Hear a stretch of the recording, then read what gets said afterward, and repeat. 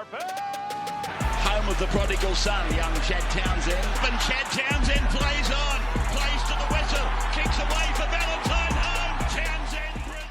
What's going on, guys? Welcome back to another episode of the Chad Townsend Show. If you're new here, please make sure you do subscribe. It is greatly appreciated. And if you're listening over on the audio platforms, please make sure you do rate and review our podcast. We really, really do appreciate it. So much happening in the world of NRL. There always is.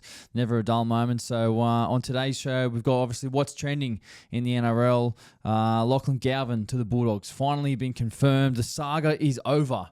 I promise you guys this is probably the last time we'll talk about it. But obviously there's a little bit to touch on today with who fits where and what's happening there.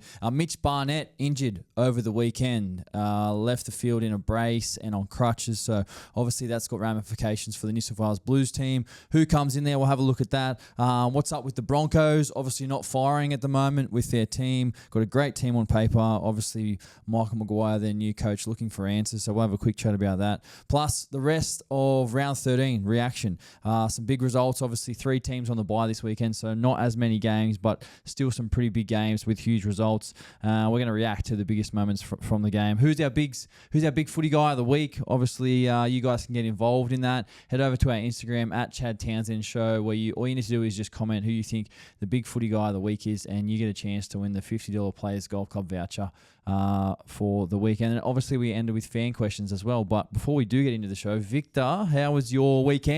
Pretty good, mate. Pretty good. Went to that new Park Pavilion joint in Cronulla. Yeah, right. Shout out to Cronulla, opening another Shout out nice to little Cronulla. pub. All right. Nice. Oh, yeah, it was good. It was good. And then I played soccer yesterday and got smashed in the ribs. Smashing the ribs in soccer? By a silver seat. Silver seat on the sideline? On the sideline. So, how does that happen? We're a bit sore. Slipped over a water bottle. Pretty sure it was my Yeti. Slipped over your own water bottle and hit a silver seat on the sideline. First into corner of a silver seat and I was a bit sore. So, yeah, right. Pulling up a bit sore today, but we're good. I didn't know soccer was a contact sport. Mate, it is. It's hard. It's like I ran into Payne Haas. All right. Man. Well, play on. Mate, let's have a go. What do we got first off the bat? Lachie Galvin signs. Yeah. Lachie Galvin officially signs with the Dogs, 3.5-year deal. The 19-year-old joins the club on a deal that secures him through to the end of 2028.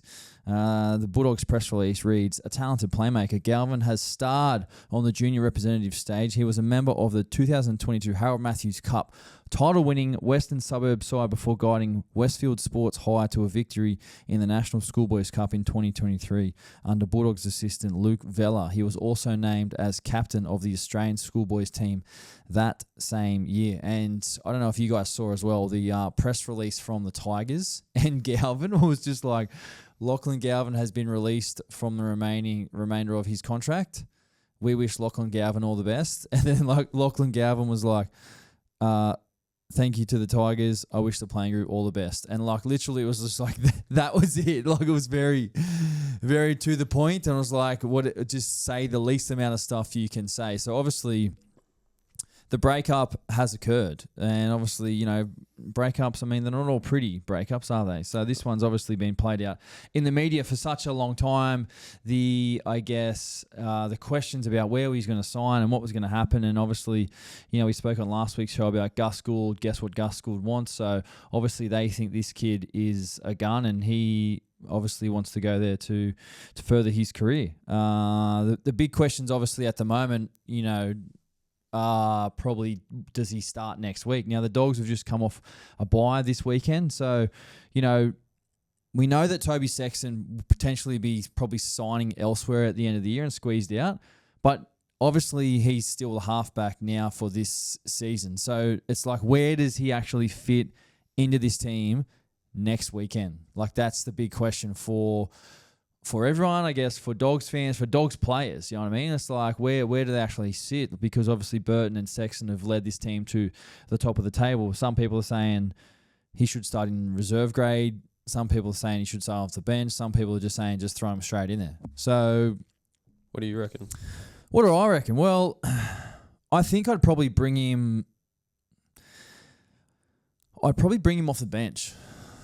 I know that sounds a little bit unorthodox, but I think,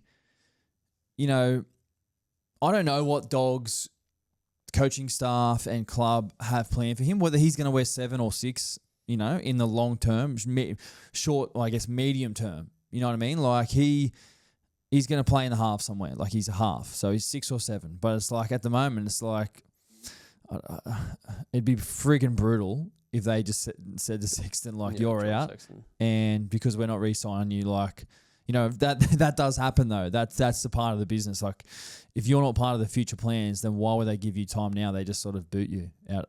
Yeah. So I think I'd probably see him maybe starting on the bench and then coming on. For Bailey Haywood's number? No, Bailey Haywood, he's in the team. Yeah, he's in the he's team. Been playing gun this year. Yeah, he's been playing great. I think he's a big part of their future. I think they even like him at hooker, and that's why they're kind of happy for Reid Marnie to move on. They talked about that. Obviously, that's been spoken about a little bit, but yeah, like I think I would probably start him on the bench and then probably bring him on, you know, into the halves, and they'll probably have to make moves off that for the first game.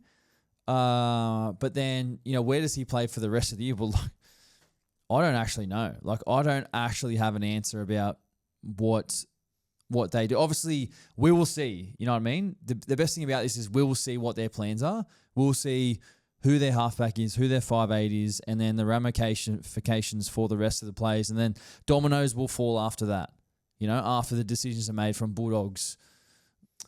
And we'll probably see tomorrow, like Team List Tuesday will come out. He'll be named somewhere, you know, whether he then plays in that position on the weekend, like, you know, remains to be seen. Yeah. So we wouldn't be talking about it like this if they weren't top of the table, I feel. Definitely. 100%. If they were not in the top 8, not playing great, their halves weren't playing great, I don't know, they had injuries in the centres, all these different sort of scenarios, well, then it's just like he just comes straight in and plays. Yeah. But it's because the Dogs are first on the ladder. They've played extremely well. You know, Sexton, I feel, has done a great job. I feel like, you know, obviously Burton is, you know, him. He's going to be a lock in the team somewhere. But then the rest of the team, like, your team's coming first, and then you add what they believe is one of the best young prodigies in the game, who has a massive ceiling to their team. You know, I know people are asking questions whether, you know, can that hinder your team or can that bring your team up? And it can do one or the other, definitely. I've been in teams where guys have come in mid-season and added like a real value to the team by just energy, buying into the team, buying into the role. But then also I've seen where guys come in, you know, they don't really contribute, you know, may get injured and kind of don't really have the same effect. So it can have an effect both ways, but like I said, it remains to be seen what happens. I'm interested to see how the team list come out and where he's named for this weekend, and then ultimately like where he plays. And I think now that, what does that mean for the Tigers? You know what I mean? As well, obviously losing their starting 5'8", Heath Mason, who's listed as a fullback for the Tigers. He played there in 5'8" on the weekend. I feel like, you know, he's got great footwork. He's got a great running game, and I guess time will kind of tell if they think this kid is like the future. Yeah. You know, they've got Latu Fainu there as well, Adam Dewey as well on the roster, who can play in the 5'8" position. But do I think the Tigers will go to the market for another half? I think they will. You think they will? Latu Fainu is like...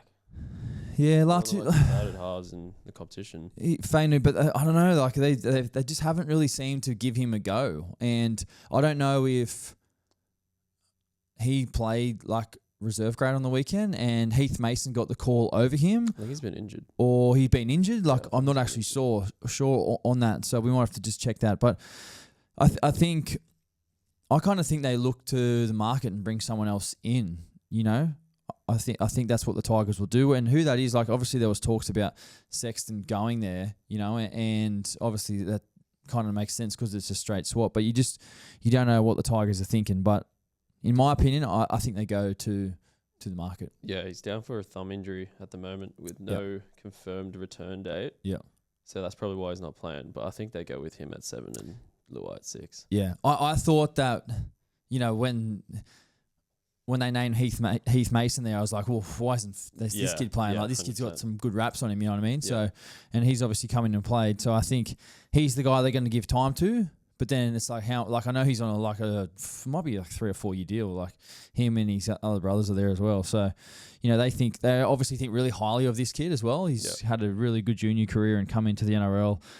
But yeah, I don't know. I still think they maybe bring someone in. So that remains to be seen. But yeah, obviously, as well, who can they look at to bring in? We've got a list here of off-contract halves and 5'8" per zero tackle. Halfbacks off contract at the moment. Jake Arthur, Daly Cherry Evans, Jake Clifford, Tom Duffy, Jackson Hastings, Drew Hutchison, Sean O'Sullivan, Adam Reynolds, Brad Schneider, Toby Sexton, and your boy right here off contract, looking for a job at the moment for next season.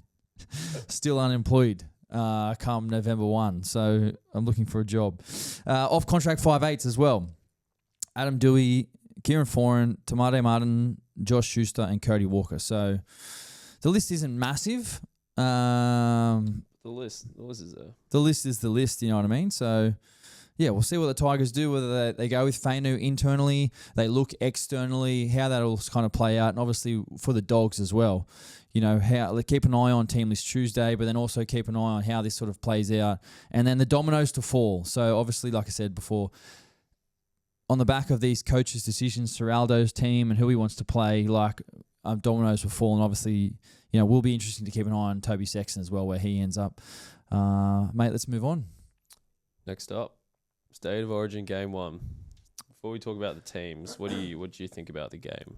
I thought it was a great game for New South Wales. I thought the second half was a bit scrappy, but I thought New South Wales, I thought we started really fast, really, really intense, ran harder than Queensland, and forced Queensland to make way many more tackles than we did. And as scrappy as the second half got, I still thought if Queensland were good enough, they could have won the game, because the Blues left a lot out there. I feel created a lot of chances and a lot of opportunities, just didn't completely ice the game.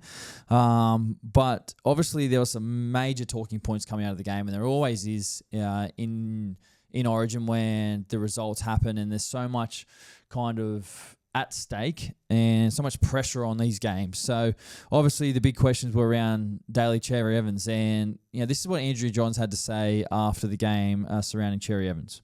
Look, no one beats Father Time, and DCE is what, 37? 36 at the moment. I think they have to pull the trigger and bring Dearden in, but I don't know where the improvement comes with this group, as Gus said. I think New South Wales tonight, it was a solid win, and Laurie said nowhere near where they could be. So I think New South Wales, if they were on tonight, they win by 40 or 50. They left so many tries out there, and they'll be better for that. So this group here, I don't know if they can go up another level, Queensland. So I think there has to be changes. Corey Horsburgh one. I think he can add something. Jai Arrow's an Origin player. But the big one is Dearden, whether they pull the trigger on Dearden in this year. Yeah, Joey, obviously, one-eyed Blues fan, Joey, obviously, and his kind of agenda is to kind of push media or a narrative or a message in supportive of us, Queensland. I'm trying to be neutral here because obviously I am a Blues through and through. I do want the Blues to win. But I think straight after the game, I immediately thought, far out, Cherry didn't have a great game. When Tom came on, he had a bit of spark about him. The kind of player Tom is. He's the long-term Queensland half, halfback or 5'8", whatever it is. He's in the team for me, long-term. And immediately after the game, I thought, I probably agree with Joey, and I probably would move Tom straight in there. You know what I mean? Queensland need to change something different. But then once I kind of, the next couple of days it happened, and DCE played his game against the Broncos on the weekend, which he was excellent. He was great in his game for Manly on the weekend. I thought to myself, what has Cherry Evans done his whole career? And in the Origin jersey, he's delivered. He's delivered and he's a great of the game. He's played over 300 games. He's a premiership winner. But I think you don't do someone like that, give him one chance and then flick him. I don't think they should flick him out now. I think, but what I do think is that this is his last chance. Like, it's like, if you don't deliver now, like, this is it. You know what I mean? Like, if this isn't it, then, you know, we're moving on to the future. And it's almost like the series is obviously over if they lose. So there's going to be so much pressure on this situation. But what happens to players over the course of a career is, like, when you get doubted or when you play a bad game, if you don't bounce back, like, you don't have a career in the NRL in longevity. Like, every player goes through a bad game, through adversity, but it's your ability to bounce back from adversity that really makes you as a player and prolongs your career. You know, so what I'm saying is, like, Cherry Evans has bounced back time and time again. You know what I mean? You don't have longevity, play 15 years plus in the NRL if you don't have the ability to bounce back, prove people wrong, and play well. So what I'm saying is, like, Cherry Evans has deserved this chance to come back to play game 2 and have a chance to deliver. And I know there's going to be a lot of pressure on him. There always is at this stage. You know what I mean? There's a lot of eyeballs. There's a lot on the line. Obviously, being down, 1-0 now. After losing at Suncorp. Just quickly, what's your take, Victor, as a fan of New South Wales? Like, of New South Wales or Queensland? Well, what's your take of the Cherry Evans situation as just a fan of footy? I think before you said that about, like, giving him the flick after one game, I was going to give him the flick. Yeah, I think Dearden, when he came on, he was like... He's great. He was great, and that was when Queensland looked most dangerous. Yeah. But after hearing what you just said... Did I just persuade you? I think so. With my just, you're right. My just, like you can't just flick someone words like of wisdom? That. Yeah, mate. And that's so what, wise. But that's what I'm saying, like, yeah, you're right. Immediately after the game, and that's why, like, after the game, you can 100%. Be so caught up on, like, emotion. You know what I mean? It's so people are emotional, you know what I mean? They say stupid things, and that's probably why some dumbass fans out there go on social media and just write stupid shit because it's just high. You know, they're influenced by Joey Johns of what he's just said. But he's got an agenda towards New South Wales. Like, I'm thinking, like, logically at the moment, with gathered all the information, trying to speak as, like, a neutral sort of player of the game, how I sort of think the situation kind of plays out, how Billy Slater will play the situation out. Now, I don't obviously know what's going to happen, you know what I mean, with regards to if they do go with him, if they do give him this chance. But ultimately, I guess we'll find out. But, you know, what Daly did do for the Sea Eagles on the weekend against the Broncos was he came out, just shut everyone up, put a performance on, and... You know, I thought his ability to do that was great. One of the changes I would make to Queensland is I would bring in Corey Horsburgh. That forward pack needs a reshuffling, I think. Horsburgh, he's got aggression. He's got X factor. He kicked the ball twice in the game last night, which was a no-no. Like, no kicking license for Horsburgh. But he's got aggression. He's got a bit of X factor. I would bring Horsburgh in, and he was in my team for game 1. So I would have him in there. I would probably take Ruben Cotter off the edge and move him to the middle of the field, whether he would start or come off the bench. I'll probably play both for more, a little bit more as well. I think you start him. I don't think Cotter's best position is... he just tackled everything in sight. You know, and that's what's kind of limited because New South Wales obviously had all the ball. Roos is just forced to just tackle, you know what I mean? Like, it took a bit of sting out of him. So, he doesn't really play edge at all for the Cowboys. He's always a middle forward, playing front row or lock forward. So, and you know what you're going to get with Rube. So I think to improve his game, put him back in the middle, whether he starts or comes off the bench for more potentially starts on the edge. Obviously, you know, Jaden Sewell picked up an injury as well. He's someone else who could be looking at an edge position, but you know, keep an eye. I think Horsburgh is someone who comes to start at that rate. I think Mo Fodawaker, he had 4 runs. Yeah, 38 meters. Yeah, which is not great, you know. Not amazing. But yeah, New South Wales dominated from the start, and when you're behind the 8 ball, like, it's hard for forwards to kind of get those carries because they're just freaking tackling all the time. Yeah. You know, and that was a great thing by New South Wales because they just dominated possession, ran harder, controlled the game, and then were able to score points on the back of it. So yeah, keep an eye out for that. Obviously, New South Wales teams get announced pretty soon. So would you make? Oh well, now that Barnett's gone, yeah, who's your pick? Well, I mean, we've got a plethora of choices, don't we, in New South Wales? Obviously, Stefano was in the squad. You've got Terrell May. You've got Keon Kalol-Matangi as well, who was over 200 metres again on the weekend. That's... I think it's got to be Keon at the moment. Yeah, I mean, I think it's Stefano just because he was in the squad. I don't think Laurie would change anything with regards to maybe he might. I think Stefano's kind of, with him being in the squad as like 18th or 19th man, it's almost like he's his next man up, you know? Yeah. So it's going to be interesting. Yeah. But what do you think of the blue side? Like Trell? Yeah, loved it. Far out. Huge defensive plays at the start, hey? Loved it. Mate, look, Crichton's defense, his ability to just just read, get a lead, and then just push off, and then just go and tackle like in an instant. Like he was great. And you look at the difference between one of the tries. I can't remember who scored it. Queensland's right winger, Coates. Coates. Yeah, Coates. Hammer came in. Sorry, New South Wales right winger. It might have been Lomax. Hammer came in and just got in front of a lead and just kind of sat in front of it, took himself out, and then New South Wales got on the outside and scored. Where it was poor defense. It was poor defense by Hammer. He had a quiet night, but then you look at the difference in the movements between Hammer, where he comes in and just sort of sits on the lead, and then Crichton's ability to just move his feet and just get off and move quickly, it's chalk and cheese. Massive differences. So, they need to fix up their defense, and obviously losing at Suncorp was it's not great for them. When home advantage in Origin is massive, it's like NBA Finals advantage. Sweep incoming. Sweeps incoming, mate. I'm calling it. All right, let's move on to round 13 reaction.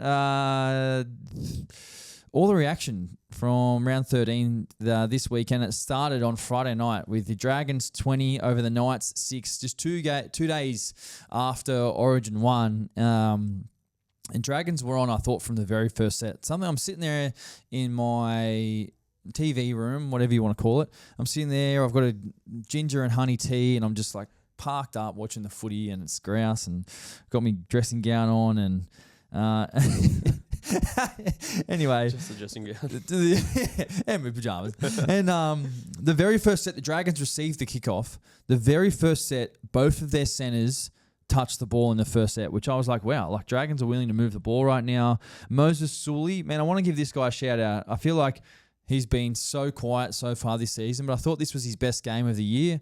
Sulie, he had 205 metres with the ball, and because that was that first set, it was to me, one of the coaches during the week had said to him, Moses Sulie, you need to start having a go. You need to start getting the ball in your hand. You're so hard to tackle. You need to start running the ball, carrying it in yardage. And he was off the back fence, running in yardage carries, give me the ball. He looked great. I thought he was awesome. Really stood out for the Dragons. And that's the key for his game. Just he's so big and strong. He can't be tackled. Just give me the ball. Just get the ball and run hard. Yeah, his potential to be one of the best centers in the comp. Mate, he does, but he goes quiet week after week for me. He's not playing nowhere near his potential. I feel like he's got so much more in him. 100%. So he obviously had an excellent game on the weekend. Was massive. Valentine Holmes backed up after Origin 2 days after from the game. Ran for 158 meters. But KP didn't. Now, Adam O'Brien was obviously asked about this in the press conference. Now, let's have a listen to what Adam O'Brien had to say about the KP rest. How close was KP tonight? Well, he was doing everything he could. I took the decision away from him because it's the right thing to do. And I know, Val backs up, but he's a centre, and Kalen had a pretty rough week up there, 10 days where he's trying to get that ankle right for Origin, and it's the type of injury that takes a few days to settle down. So 2 days is not enough, and he's disappointed, a little bit angry with me, but again, we've got to protect. Look, we lost in this battle, we lost to the scheduling and the draw. Someone's got to play Friday. Okay, we get that. But then they give us next Thursday as well, hit us again. So it would have been 3 games in 8 days. Well, that's not looking after our players. So I had to step in and I had to look after them. Do you think he will definitely play next Thursday? He'll play Manly Thursday, yeah. Yeah. And look, out of the 3, and I always knew once the draw came out, and I knew that we copped the Friday after Origin, and then when it would have been good if someone said, hey, let's give him a Saturday or a Sunday the following week. But whoever does the draws either hasn't lived it or doesn't care. So I don't know which one it is, but you know, you got teams like Canberra still haven't had a bye yet, and then you got other teams that haven't left home in 7 games in a row. Like, it's ridiculous. So. Yeah, 3 games in 8 days. Adam O'Brien makes the call to rest Kalyn Ponga 2 days after Origin 1. What do you reckon? I think it's a fair call. I think it is absolutely wild that players are backing up 2 days after Origin games in 2025. Like, the game is faster, more physical than ever before. 6 agains, ball in play, meters per minute, and like the intensity of an Origin game, and then to go back and play 2 days later in an NRL game, like, man, it is wild. Like, I think Adam O'Brien has done the right thing by Ponga. 3 games in 8 days is not good for you, like, long term. The back end of the year, longevity, like, in the game. Especially with his injury history. Yeah, with like a bung ankle, like, man, you want your best players to play, but also you want to look after them. You know what I mean? There's a duty of care. So Adam O'Brien's got a duty of care, yeah. Like, he's getting criticism about not playing him, but it's like, man, if he has to miss a game, it's like load management. They talk about it a lot in the NBA, which they kind of take the piss about it, but I feel like it's the right thing by Kalyn Ponga, and I just think, like, I don't know, I think it's time we look at Origin and the schedule and like the effect it has on the competition with regards to players and availability, and when should Origin be played, and is there a window of a break? I'd love to know what the fans think, what the people think. So let us know in the comments if there's something that you think or changes need to be made around Origin. Like, what are they? And should Origin be played standalone weekends? Should there be a break in the middle of the season? Like, I don't know. I just think that we need to start tossing up ideas about how we can sort of better manage this period for the best players in the competition. Because at the end of the day, we want the best guys playing. You know what I mean? And if they're not able to because of the schedule and draws and 3 games in 8 days, like, it's only the fans are suffering. Yeah. What's your take on it, or what would you kind of do if you were to do it right now? I would like, I think you kind of you need to change something, like, whether it's like, I know I just said like the fans are the ones suffering, but it's like, if the Knights can't play Kalyn Ponga on Friday, but then another team gets a Sunday game after Origin, and they've got, multiple players who've played Origin on Wednesday and then get a couple more days off till Sunday. Like, that's obviously a way bigger advantage than playing on Friday. So it's like these teams have more advantage than the teams who play on Friday. Yeah. So I would probably like to either change where there's like a bit of a break, I think. Got 1 week break. Either mid-season break or where we just focus on Origin, or... Tough. I don't know. It's tough. Give me time to think about it, because I would like taking Friday off and then pushing it all back to Sunday. Yeah. Having 1 Monday game. Yeah. Like 2 Monday games. Yeah. I mean, that's another one. But then you're kind of chasing your tail for the following weekend. So I don't know. Leave it with me. I'll gather my thoughts and my opinion, and then we'll discuss. But I do think there needs to be changes. So that's something to keep an eye on. Anyway, but back on the game, like, obviously, I thought the kicking game was really poor, to be honest. I thought some of Jack Cogger's kicks, they just needed more height. Excuse me. I thought some of his kicks were just like chip kicks, pitching wedges, straight down the throat, where they didn't even have the chance to compete on any of the kicks. And the Knights, like after the game, looked like they were having a crisis meeting together, just like sort of talking and having a big discussion about what's going on. And, obviously on the back of a really nice win last week against the Panthers, they weren't able to back it up. So a real roller coaster of a season so far for the Knights, a bit of up and down. But for the Dragons, well, some positives for them. Well, Couchman, mate, this kid is a freaking gun. 164 meters in 80 minutes. Man, I like the look of this guy. He starts on the edge, moves to the middle, plays 80 minutes. Just an absolute workhorse, just up and down. Just one of those guys you just would love to have in your team. Only young as well. I think he's 21 years old. Loco Pacifici Tonga. Man, this kid looked like he's on a rampage on the weekend. Scored a great try. His first try in the NRL. Got up absolutely cheering. Thought he looked great. And is only going to grow and grow and grow as he gets more minutes and more games under his belt.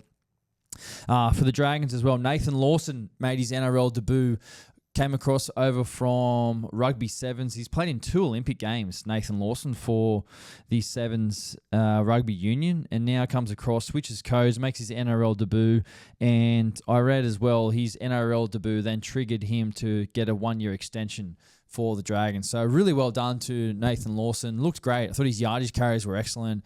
Looked quite quick off the mark. Done his job there outside Valentine Holmes on the left edge. So keep an eye on him. Obviously, Mark Nwangani Tuasa, he's done a great job as well, transitioning over. So another win for Rugby League, I guess, over Rugby Union.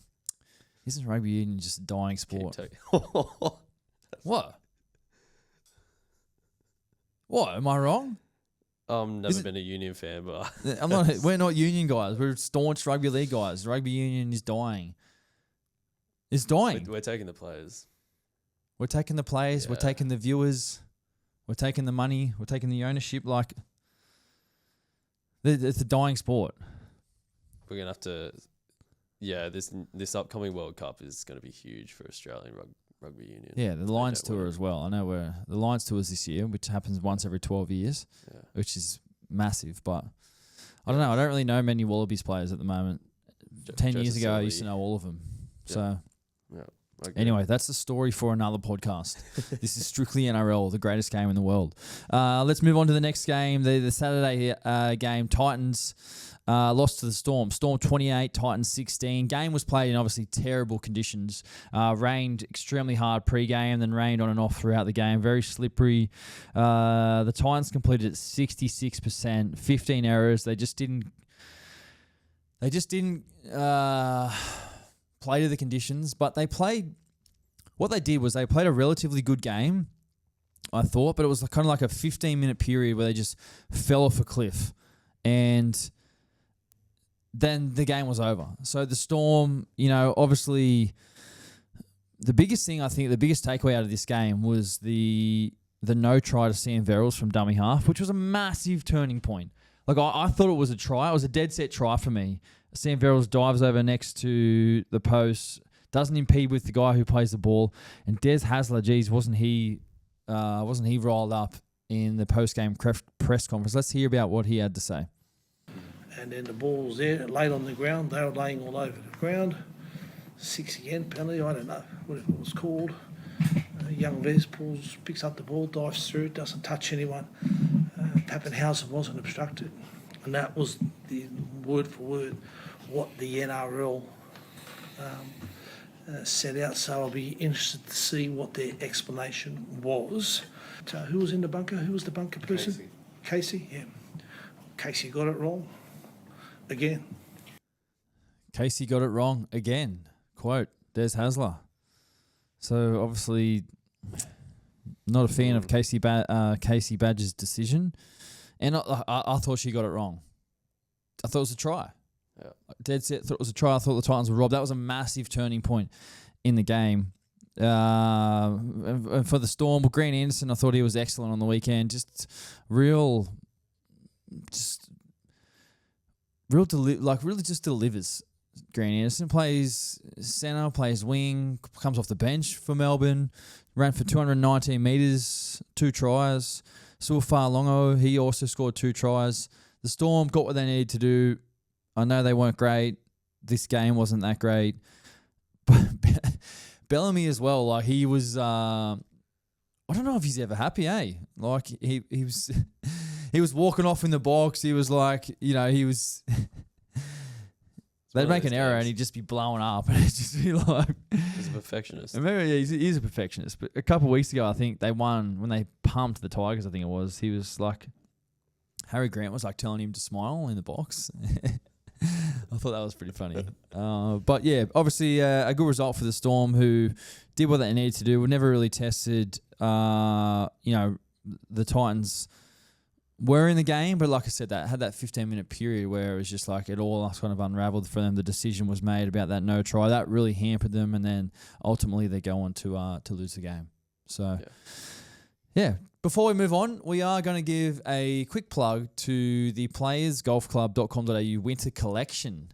Now you can see that I'm wearing the new black t-shirt. Got 3 logos on the front, and then on the back, it's got more logos on the back. No seams on the sleeves too. So we've got hoodie, jumper, spray jacket, hat, polo shirt, all coming out the 5th of the 6th. So this Thursday, 6 p.m. So stay tuned. Playersgolfclub.com.au. You can head over there, shop all the merch as well. Get the new winter collection. It's great. It's going to be awesome. So I just want to give that a shameless quick plug. We'll move on to the Cowboys-Tigers game. Well, Jesus, wasn't this a game of two halves? I'm sitting at home and I'm watching this game and I'm like, geez, there's going to be points in this game. These two teams have had history scoring points against each other. Well, the Tigers were just ill-disciplined in the first half, had 2 in the sin bin, and the Cowboys were just rolling through the ruck, rolling straight through the middle of them. And I thought the Cowboys were just executing. They played really, really great first half.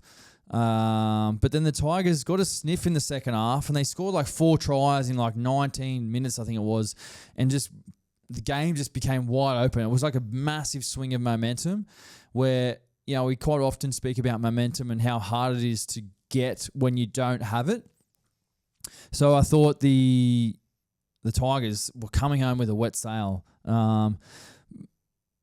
Ultimately, they could have won the game. They scored. They were obviously came back and it was 32-6, and they come back 32-30. I think it was. Was that the final score, Victor? 32-30? 32-28. 32-28. So a massive comeback. That would have been insane. But for the Cows, that's one of those games where you just take the win and you move on. You know what I mean? I thought Tommy Dearden, wasn't he excellent backing up from State of Origin? Obviously didn't play too many minutes in the Origin game, but I thought he was excellent. He led from the front. He competed on everything, had a couple of try assists. You just know what you're going to expect from Tommy Dearden, the way he plays. And Drinky was dangerous. I thought he was great. Scored an excellent long-range try off a scrum. Just really turned on the burners. Burnt Luai, I think it was. Burnt Luai, yeah. Jeremiah Nene, geez, I thought he was great as well. I thought he had a really good game in Origin. Come back as well, looked dangerous in the Cowboys game. I thought he was excellent. And I really enjoyed the Griffin Neem and Cohen Hess 1-2 punch off the bench. I thought they were great when they came on. They changed the game, just carried hard and direct. I think, a quick shout out to Cohen Hess. I think he's been really, really solid for the Cows since he's come back from that long-term ACL injury last season. Missed basically all of last year, didn't play a single game. And now, since coming back, I think he's been building. So really happy for Hesse. For the Tigers, well, I thought their back 5 were excellent. I thought they really carried the ball strongly. They were a real key feature for the Tigers. Stafford Toa. Stafford, what a beast! Yeah, Toa. He was great. I thought he had a couple of tackle breaks. Obviously, 14. Couple. Jeez, I didn't even know the number. But he was breaking tackles, scored a couple of tries, set a couple up. So he's been real solid for the Tigers. Obviously their first game without Galvin, we touched on before. Heath Mason's played at 5'8" without Fainu. Terrell May, he ran again for over 200 metres. It's kind of normal for Terrell May to just sort of do that. Played another 75 minutes. Yeah, 75 minutes, 200 metres. It's like, are you taking that for granted now? You know what I mean? Like, that doesn't happen every week. So, that's not normal to happen every week, sorry. But he's just tossing that up, doing a great job. So, Luai, well, got 10 in the bin. And I thought this was his chance now that Lachlan Galvin was out to like really step up and own the team. And I just don't feel like he did that on the weekend. I don't think he had as much emphasis as he would have liked on the game. Like I thought, defensively he wasn't great. And I thought he could have been better. I don't know if that's too harsh. But I thought, I think he needs to have more influence on the game for the Tigers to like constantly be in games, So, yeah, be interesting to see what they do with Faino when he comes back, if he slots straight back in. But yeah, we'll see what happens. Let's move on to the next game. Well, Manly 34, Broncos 6. What's going on with the Broncos? What's going on? Literally. Broncos, eh? Broncos under massive amounts of pressure at the moment. Michael Maguire under the pump. This Broncos team, man, you look at their side on paper and you're like, wow, man, this team, like, they are stacked. You know what I mean? They got an awesome forward pack. Carrigan, Haas, and Ricky, the only forwards who ran over 100 meters on the weekend for the Broncos. The other 5 forwards were all under 100 meters. Manly completed their 88%. And, we've spoken about before, was the home crowd at Brookvale Oval, and they brought the crowd into the game. Yep. It's such a hard thing for an opposition team to win there when the crowd's involved in this in the game. We know what a fortress it is there, and it was the first time I think in 11 seasons the Broncos have played at 4 Points Park, which is a crazy stat. Crazy. Manly taken their home games to Suncorp to try and earn some cash. I'm pretty sure over the years. That's why the Broncos haven't played there. Broncos don't leave Queensland. Yeah, Broncos are kissed on the what with the draw every year. So Adam O'Brien wouldn't be happy about them. For Manly, man, Lehigh Hopewade, this kid is a friggin' gun, man. Fuck, he's good. He's a gun, man. He has his stat line: 237 meters, 2 try assists, 2 line break assists. Man, he's going to push Turbo to the centres to go to fullback. Like, I know he's on contract for a couple more years, but this guy is a fullback, man. He's a gun. I thought he was great. Like, Turbo's probably going to come back and play fullback because that's like his position now. And a fully fit Turbo, like, you just know what Turbo can deliver. I know he's been hampered by injuries, but as he gets older, he will probably move to the centres, I'd say. Lehigh Hopewade goes to fullback. So he was excellent on the weekend. He did a really, I don't know if you saw it, Victor. He did a really interesting interview after the game. And he was talking about like people doubting him and him proving them wrong. And then it was like he was talking about his dad, like being one of his harshest critics. He actually spoke really well. I thought it was great interview. Yeah, but a really, quietly spoken kid who's just letting his footy do the talking at the moment. So well done to him. He was awesome. Hamoli Olakawatu, 2 tries as well. He's been killing it. He's obviously pushing for selection as well in that New South Wales team. Should there be any injuries on the back in the back row? And we mentioned it before. Obviously, DCE bounced back in a massive way for Manly on the weekend. I thought his kicking game was absolutely excellent, first class. You could just see he was so focused. And for a 36-year-old to just back up a couple of days after Origin and play another NRL game, like, it's wild. It's wild. That's why it's not normal to do this. What he's doing, to do that, like, it's not normal. So that's why it's so impressive. Like, someone for me, like, I'm in awe of him to be able to do that. Like, it is well done. And I want to give a quick shout out to Fox.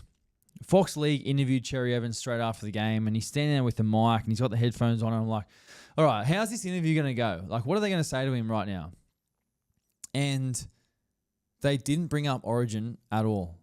They didn't bring up his spot in Origin, whether he's under pressure, whether he's feeling the pressure, his contract situation.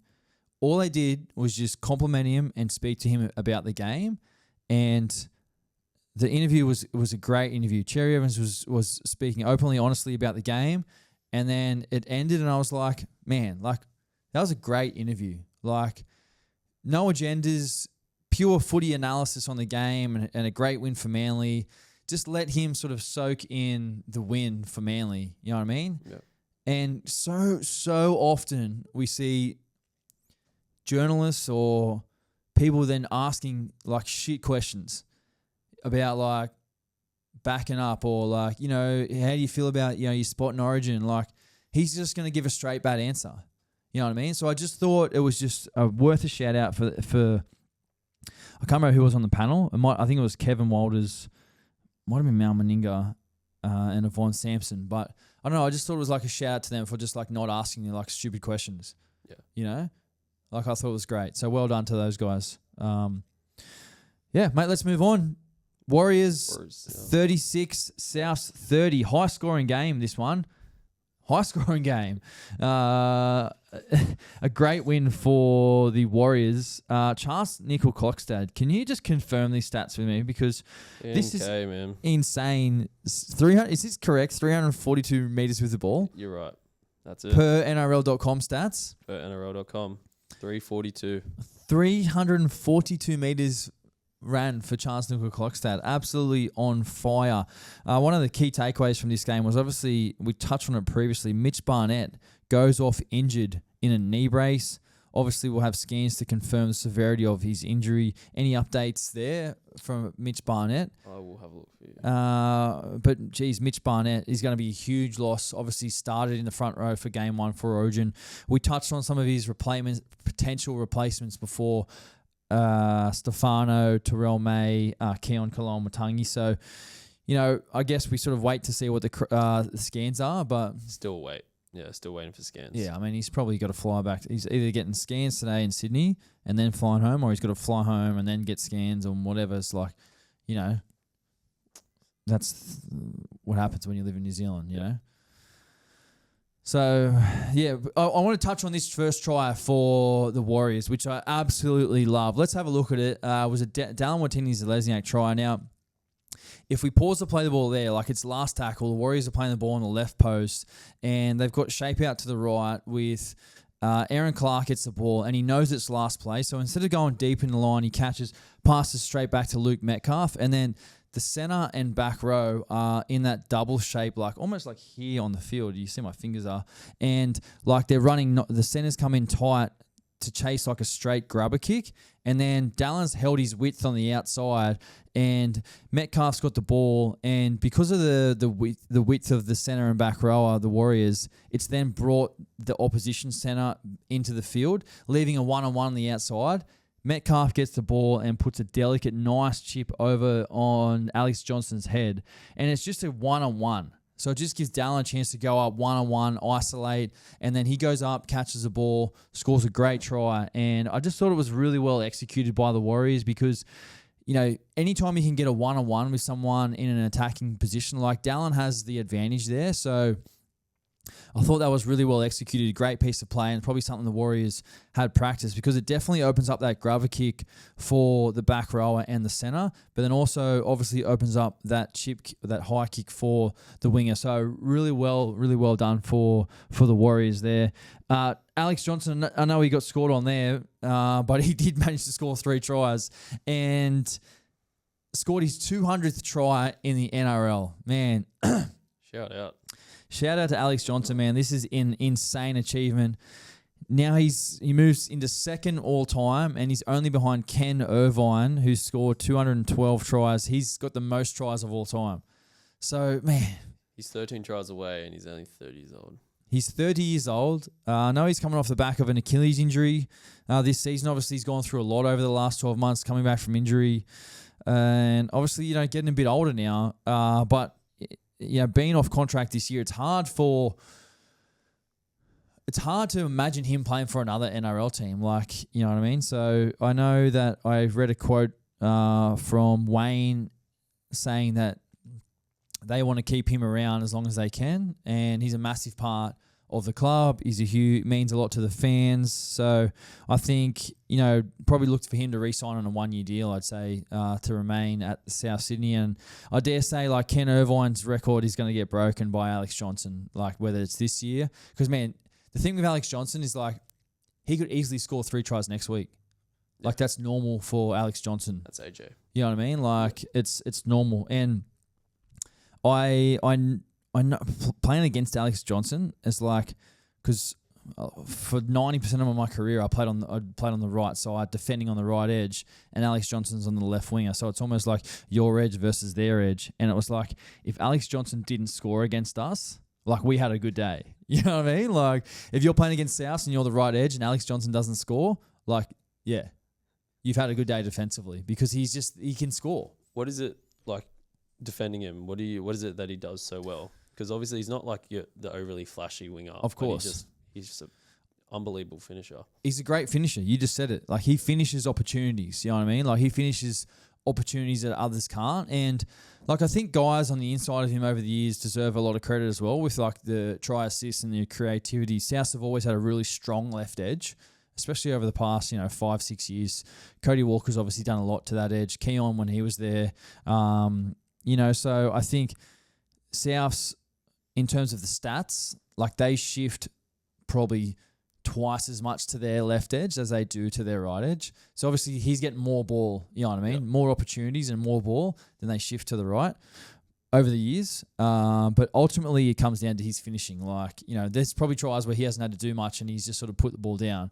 But there's also times where he's had to dive and sort of one arm put down and whatever and execute. So, really well done for him, man. That's just an awesome achievement, like, in the scheme of, like, life and a career. So yeah, it was awesome. South scored some tries late, but ultimately they just weren't good enough for the Warriors. I thought Latrell's try, the one he scored at the end of the game, was like insane when he's just like barged over. It's just like, man, he could probably do that every good ball set. He wants. He could probably do that anytime he wants. Like, it was crazy. I thought that was great. Keon, we spoke about him putting his hand up for New South Wales, 218 metres for Keon Koloamatangi. So, has put his hand up over the past 3 or 4 weeks since he's been moved to the front row. But ultimately a good win for the Warriors away from home. Keeps their spot well inside the top 4. Let's move on to the Battle of the West. Panthers 18, Eels 10. I thought this was going to be a tight game. I know that the Panthers last on the ladder, but these two have always had a great rivalry. And Parramatta have always had a pretty good record over the Panthers over the past couple of years. They've always played in some tight games, and they're both playing home games out of CommBank this season. So Para scored first, Penrith hit back straight away.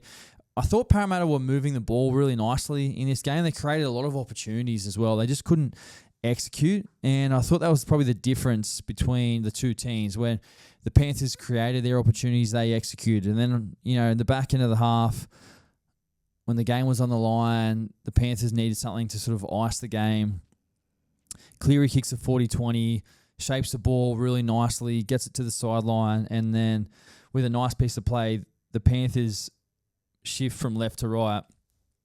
And Dylan Edwards, who's not really known for his passing game, throws probably one of the nicest passes I've ever seen him throw, to be honest, and hits Toto on the chest, and Toto scores. So this game was, it never really reached great heights. It was a tight game, but the Panthers probably did enough what they needed to do. Parramatta, ultimately, I guess the key takeaways for them were that they created the opportunities, but they didn't execute. And some of their edge defense, I thought, was poor, like backpedaling on their try line, defensive line, like not working together.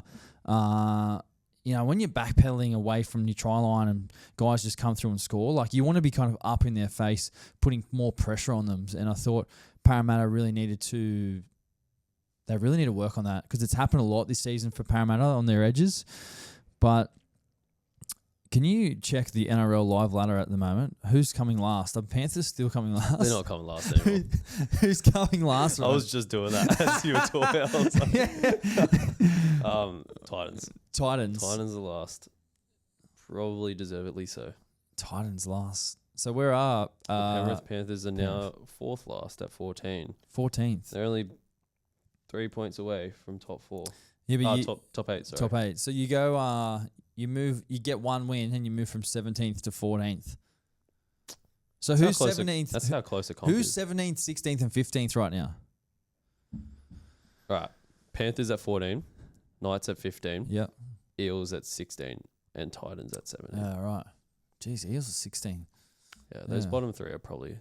It's almost like it's getting to the point now where the teams at the very bottom, like that almost have to win like every game. It's almost like season's over. You can't make the 8 now. No, they're only 2 wins away.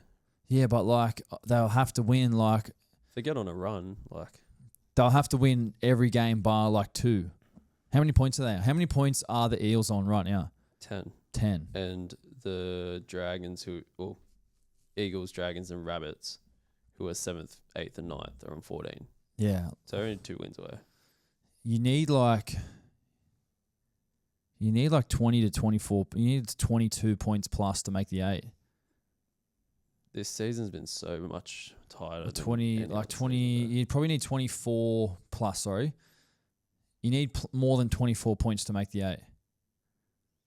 You need to win like more than half your games to guarantee. Yep. Like if there's 24 games, you need to win 12. You need to win 13. 13 points usually makes you 8th spot. Last year was 30 points. Yeah. 30. It was 8th spot. Was 8th spot. Yeah, right. Then the year before that was 32. So yeah, you're right. Wait, how was it? 32 or 22? Last year's was 8th spot.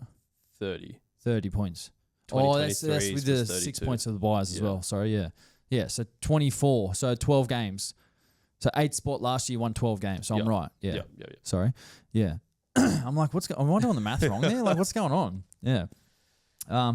Anyway, They need to find some form. they need to find some form. Yeah, for sure. And the Panthers can still do it. The Panthers, they can do it. I mean, like I said last week, I'm not writing them off yet. So, mate, let's move on. Raiders 26, Roosters 24. Last game of the weekend.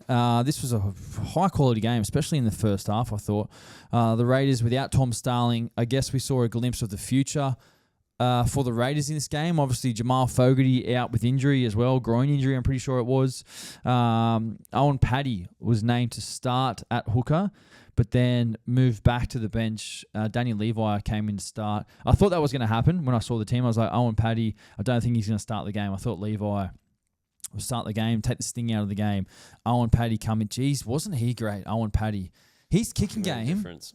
far out. Man, this kid is an elite kicker of the football. 40-20, absolutely amazing. Short kick around the post to set up a try, amazing.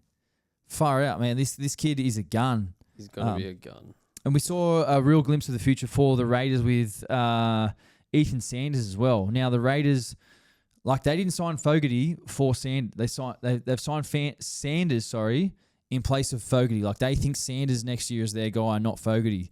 So, I know they offered Fogarty a deal, but like they've got Sanders there, and been looking at him before kickoff. He's a big boy. Like I was standing on the sideline, and I was like, he's a big boy. Like he's probably still got some size to put on as well.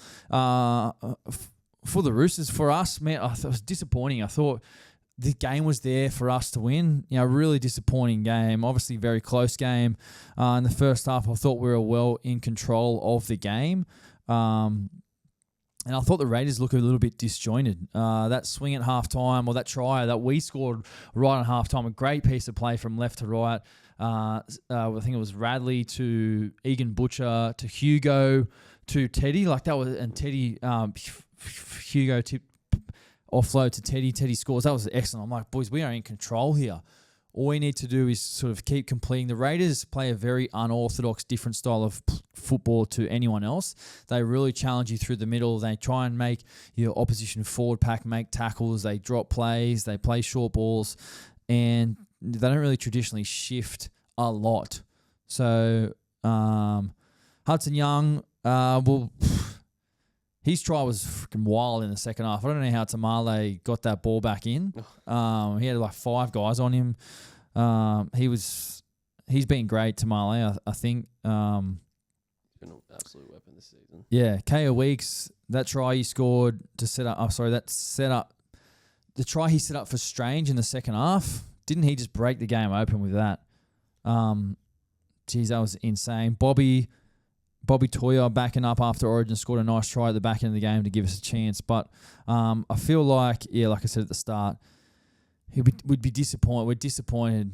The boys would be disappointed, losing that game. You know, it's a game they definitely had in the grasp to win. Teddy, again, 232 metres was outstanding for us, as he is usually. But yeah, obviously, disappointing, I guess, is just the word to come out of this. But also for the Raiders, you probably they haven't had a bye yet. The Raiders. That's crazy. Some teams have had 2 byes. You know what I mean? Yeah. They've done what they've done. They're the only team without a bye. The only team without a bye at the moment. I'm pretty sure they play next week and then they have a bye after that. Yeah. So that's a really good effort by the Raiders, but ultimately, disappointing result for us. So, yeah, let's move on. All right, Big Footy Guy of the Week. Our first nomination, Tom Dearden. Sorry, I will just start that again. Big Footy Guy of the Week. All you need to do is head over to our Instagram, vote for your Big Footy Guy of the Week in the comments, and you go in the draw to win a playersgolfclub.com.au voucher. We nominate 3 guys every week. Our first nomination for Big Footy Guy of the Week is Tom Dearden, backing up from Origin. 1 try, 2 try assists, 6 tackle breaks, 5 line break assists, 20 runs for 174 metres. Tommy Dearden, absolutely on fire. Lehigh Hopewadi, geez, we spoke about him before. Hasn't he had a good season so far? His game on the weekend, 2 try assists, 4 tackle breaks, 2 line break assists, 2 offloads, 24 runs, 237 metres. He was outstanding for Manly. And our last nomination, Chance Nickel Clockstad. 1 try, 8 tackle breaks, 1 line break, 1 offload, 28 runs for 342 metres. Boost. Honestly, I could vote for all 3 of those guys. Yeah. I don't know how you split that. Yeah. I don't know how you split that. Man, There's some performances this there's weekend. some great performances. So let us know. Who's your Big Footy Guy of the Week? Let us know on the Instagram. Let's go. Fan questions, and then we'll wrap it up. Victor. First one. Do you think it's a risk bringing in Galvin into the Bulldogs this year, and do you think he fits at the moment? I think it's a risk. Yeah. No, I don't think it's a risk, but what I will say, it can either impact your team in a positive or negative way. So he comes in, he buys into the team, which I'm sure he will. He plays the role the coaches have for him. He plays well, positive impact. He comes in, he doesn't play well, they lose games, other guys get dropped and aggravated, and then that can kind of change. Then that's kind of, I guess, the difference between the two. So, yeah, he's a great player. He's a quality player. But obviously, when he comes in and plays, someone else is going to not play. You know what I mean? So that's obviously going to create some, I guess, decisions about, which we spoke about at the top of the show, the coaches. Who goes out for him to come in? He has to buy into the culture. He has to buy into the culture for sure, which he will, which is what you do when you change culture. You just want to immerse yourself in the new culture. So that won't be a problem for him. Yeah. Next one. Thoughts on playing in the Super League? Yeah. Well, thoughts on playing in the Super League. Well, some interesting news. Today I am announcing that nothing. No, I'm not announcing anything at the moment, but I am looking. I am looking at the Super League right now. We've had discussions at the moment to potentially join a team over there. So going to try and sort something out over the next probably 4 to 6 weeks. I'd say my future will be decided, and where I'll be playing footy next year. So yeah, we'll see what happens. Next one. Will the Dragons win the comp after 3 wins in a row, including the bye? Is this from Dr. Pop? Dr. Pop. Dr. Pop, one-eyed Dragons fan. Where are the Dragons coming at the moment? I think they're in the 8. I think they're 8th at the moment. Checking the ladder yesterday. Yep. 8th on 14 Dragons points. are 8th at the moment. Can the Dragons make the 8? The Dragons can make the 8. The 8, 100%. Definitely. A couple of weeks ago, I said they couldn't make the 8 the way that they were playing at the moment, but they've improved. They just got to keep winning. They've got to improve their game. Moses Sulie needs to keep stepping up his game. Their best players need to keep delivering. So, yeah, I think they can make the 8. I don't think they're making. They'll be like, if they do, it'll be like 7th or 8th, in my opinion. Yeah. If they do, I think they got the team to make the 8 for sure. Yeah. So, yeah, I mean, we'll see. We'll see how it all plays out. Victor, thank you for your time today. And thank you guys for tuning in, watching here on YouTube or listening. If you enjoy the show, please make sure you do subscribe on YouTube, like this video, drop us a comment. And if you're listening over on the audio platforms, give us a rate and review. It really does mean a lot. And we'll see you guys in the next episode.